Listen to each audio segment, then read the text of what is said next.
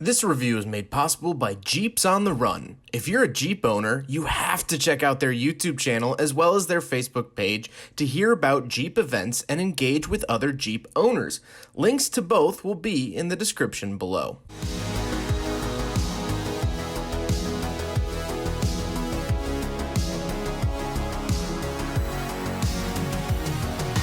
Alright, what's up guys? My name is Zach and today I am driving a 2021 Jeep Wrangler 4xe high altitude.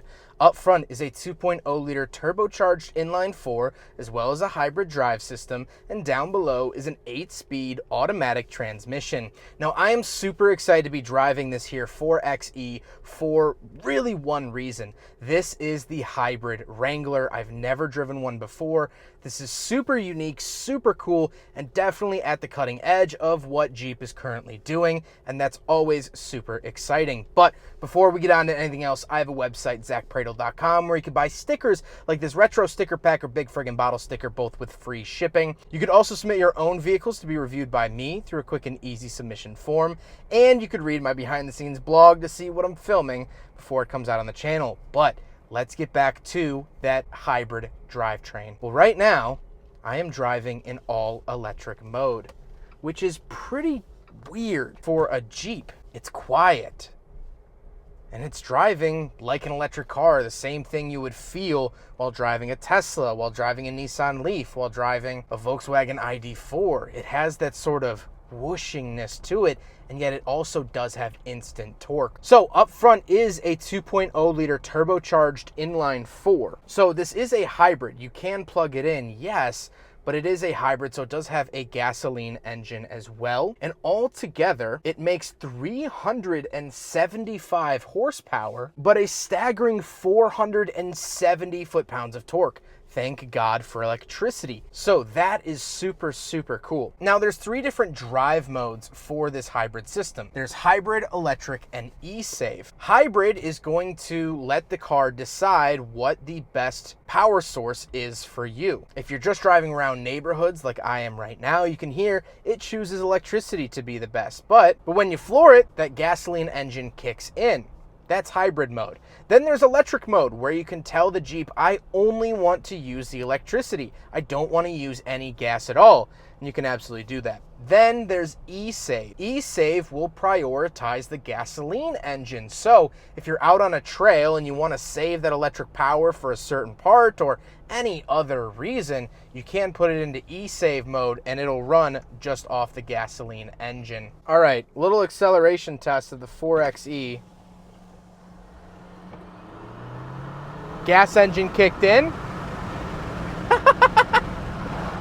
That's quicker than a regular Wrangler, though. Could promise you that. Like I said, paired to it, 8-speed automatic transmission, pretty much the same transmission you get in a regular JL. However, this does have an electric motor in the transmission to sort of help with the seamlessness that we'll talk about in a second. Last but not least, of course, the Wrangler is still 4-wheel drive. But let's talk about how this thing drives. What is it like to drive a hybrid Jeep Wrangler? Well, it's a little different and a little bit to get used to, but not at all in a bad way. Something I love is the seamlessness of the electric and gas engines. You don't even notice when they come on and come back off. Unless you're looking at the tachometer specifically, you wouldn't be able to tell. And that is really, really cool. However, when you are driving in EV mode like I am right now, it's eerily quiet. It's very, very quiet. Now, you're gonna have the stereo on. I don't, for obvious reasons, but you're not gonna really notice it with your music going and all this stuff. Driving it without any music on, it's still hard to notice, which is fantastic. The other thing I love is that this keeps all the Jeepness of it. The battery pack is actually under the rear seat, so it's high, away from water, away from dust and debris.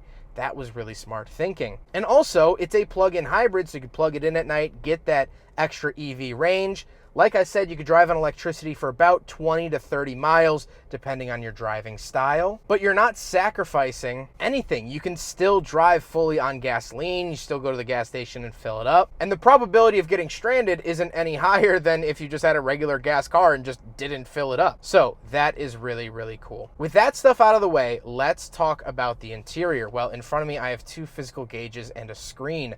On the left is my tachometer for the gasoline engine, and on the right is my power and charge gauge.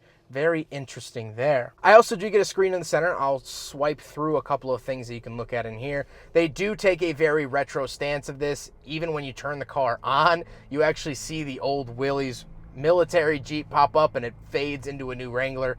Definitely love that. And overall, I think this gauge cluster is really, really nice and pretty updated, at least in terms of Mopar. On the steering wheel, on the left, I have my controls for that center screen, as well as my phone options. And on the right, I have my radar cruise control, my adjusting cruise control, which is fantastic. Very modern feature that I love. Off to the left, I do get a big circular climate control vent, my headlight switches, and then we have those different drive modes we talked about earlier for hybrid, electric, and save, as well as our gas cap release. Moving out of the door, I do have my power mirrors, as well as my latch to get in and out, and my power locks. And then moving into the center, we have more climate control vents and the center infotainment screen. Nothing too crazy here besides the fact that I do get this hybrid screen, which is pretty interesting and definitely obviously something new for the 4xe Wrangler. I do get like driving history and charging schedule and things like that. Tons of cool and interesting hybrid features. And that's what I love to see in hybrid vehicles.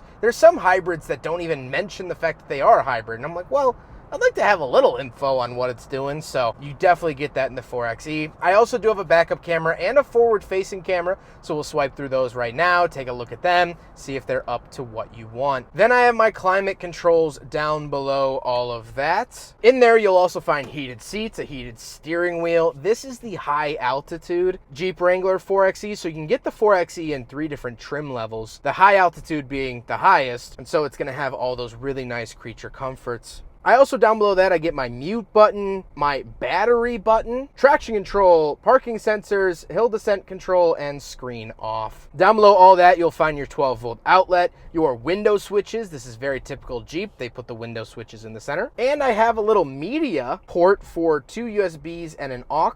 And then I have 4 auxiliary buttons down below. This is for hooking up light bars or any other electronics. You can wire it specifically to these switches, make it look nice, so you don't have those dangling red wires from AutoZone underneath your dashboard. Love that about Jeeps, and that's the same that you'll find in all other Jeeps. Moving on to the center console, shifter off to the right, nothing too interesting there besides the fact that it has the Willys Jeep on the shift knob, and I do have my 4-wheel drive settings off to the left. I am a big fan of that. And that is the typical Jeep 4-wheel drive. They don't change it up at all for the 4xe. This is still going to be as capable as a regular Wrangler. Even approach angles are no different because the hybrid system is tucked up away underneath the seats that we'll talk about in a second. Then we do get cup holders. So we will do a big friggin' bottle test here in the Jeep Wrangler 4xe. And unfortunately, they're just a little bit too skinny to properly fit the big friggin' bottle in.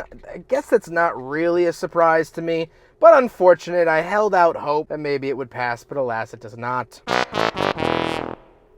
Then I do get a pretty typical center console and the seats. Again, this is the high altitude, so the seats are finished really nice diamond stitch leather. I'm a big, big fan of that. And of course, up above me, I do have a removable roof. This is still a Wrangler. I will keep saying that because I think people think that, oh, since it's a hybrid, they had to change all these things. It's really only the power plant that changes. There is a little change at the cargo space we'll talk about in a second, but let's hop in back and talk about the back seats. All right, so we're in the back of the 2021 Jeep Wrangler 4xe high altitude.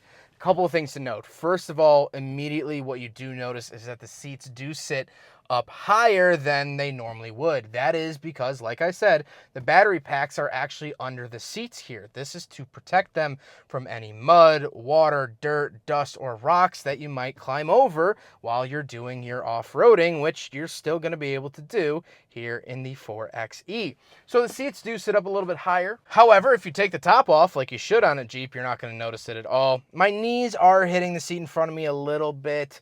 The backseat space does suffer ever so slightly because of that hybrid system. But back here, I do have my own climate control vents. I have my own power window switches, and I do get 2 USBs and a wall outlet down below. Really fantastic features, not only for a hybrid, but even for regular cars.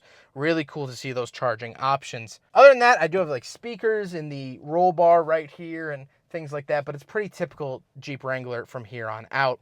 Let's go hop around the very back. We'll take a quick look at the trunk and cargo space, and then we'll talk about the looks. Now, something cool before we even get into the trunk area is that normally, for almost every other review, I have to turn the vehicle off in order to do a trunk review, but the Jeep is still on. The AC is still going on the inside. The radio would be playing if I unmuted it. That's how quiet it is. Really, really cool. However, let's come in back here. Same tailgate. We do get this awesome JL badge, which is really, really cool. Then we can lift this up. And like I said, this is pretty typical Jeep. Back here, we do have an Alpine speaker and things like that. However, the one downside of the 4xe, at least when it comes to space, is that you can fold these seats down. But as you can see, they no longer sit completely flush. That's because the seats have to be higher up because of the battery pack. And as you can see, this is like a, I don't know, 6 to 8 inch lip, about that tall. And so you no longer get a flat loading floor when it comes to putting cargo space in the back of the Wrangler. That is because of the 4xe, unfortunately. But that is the pretty much one and only downside to the battery packs being under the seats, which is really, really nice. And of course, close this up. It's just a regular Wrangler from here on out.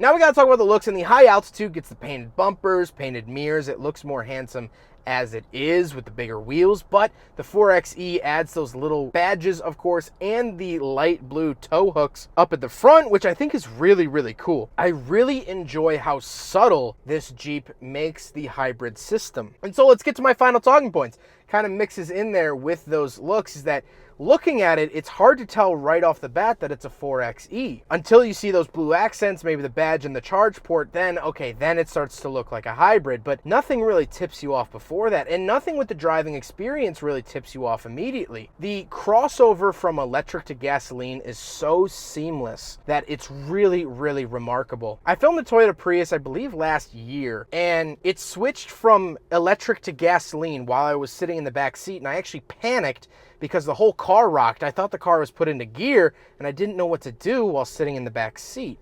Well, that's not the case here with the 4xe. There's no obnoxious crossover. I think this Jeep was really, really well done. And I, too, had my reservations before filming this. I was like, oh, Mopar and hybrid, Chrysler, Fiat hybrid, that doesn't really sound like the best combination, but I have to tell you, driving it firsthand, kind of is the best combination. This makes more power and torque than the standard 3.6 liter V6 Wrangler. That's a big plus. The owner gets 36 miles to the gallon on average, but when you're driving around in electric mode, like I've been doing almost this entire video, you get infinite miles per gallon because you're not using gas at all.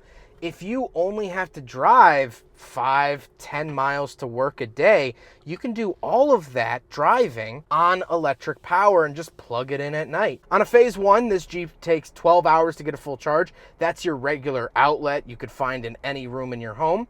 But if you get a phase 2 installed, which is what your washer or dryer runs off of, if you could tap into that, it'll charge fully back up to those 20 or 30 miles of electric charge in under 2 hours, which is really, really nice to see. But again, you don't have to rely on that electric power if you don't want to. And so getting towards the end of this video, I have to say I am really, really impressed with the 4xe. I think it's awesome because this is really the future. I think down the road, we're going to start to see more and more and more vehicles with this type of drivetrain, and that's exciting to me. The only real drawback I can think of and see is the price. Now, this in the high altitude trim was about $60,000. Obviously, you can get them for less expensive and lower trims like the Sahara and things like that. So the 4xe is a pretty big price bump over the regular Wrangler. I'm not denying that. But as we've seen in history time and time again, technology gets cheaper and cheaper and cheaper by the day. 256 megabytes used to take up an entire garage and cost thousands of dollars in the 1950s. Now you can buy a 1 terabyte SD card online for like, what, 50 bucks? The same thing happens with cars. Yes, this is expensive technology right now, and electric cars are still expensive, but we will find ways to make them cheaper. That's what us humans are good at. We see a price and someone along the way goes, I think I could do a little better. And that's how innovation is kicked off. And that's what will happen with this Jeep technology. Yes, this is a very premium, costly extra right now, but I think in 10, 15 years, this will be the normal. It's already the normal overseas in Europe. This is actually the only Wrangler you can buy because of their fuel restrictions and things like that. That 2-liter up front fits under their displacement laws, and the electric drivetrain helps out as well. So we're already seeing that in Europe. This is the future of the Wrangler. And I have to say, it's a bright future. The future is certainly quiet, but it is not boring. I can promise you that much. Huge thank you to Mike for letting me take out his 4xe Wrangler. This thing is absolutely awesome. Mike has his own YouTube channel focused around Jeeps, as well as a Jeep Facebook group online. Please go check him out. We're going to be doing more videos together in the future. If you are any form of Jeep enthusiast, you got to go check that stuff out. Mike has been absolutely awesome to work with. Very, very knowledgeable. I'm excited to film more Jeeps together. But I hope you guys enjoyed the video. Don't forget to rate the video, comment on the video, and subscribe if you really liked it. Take care, guys.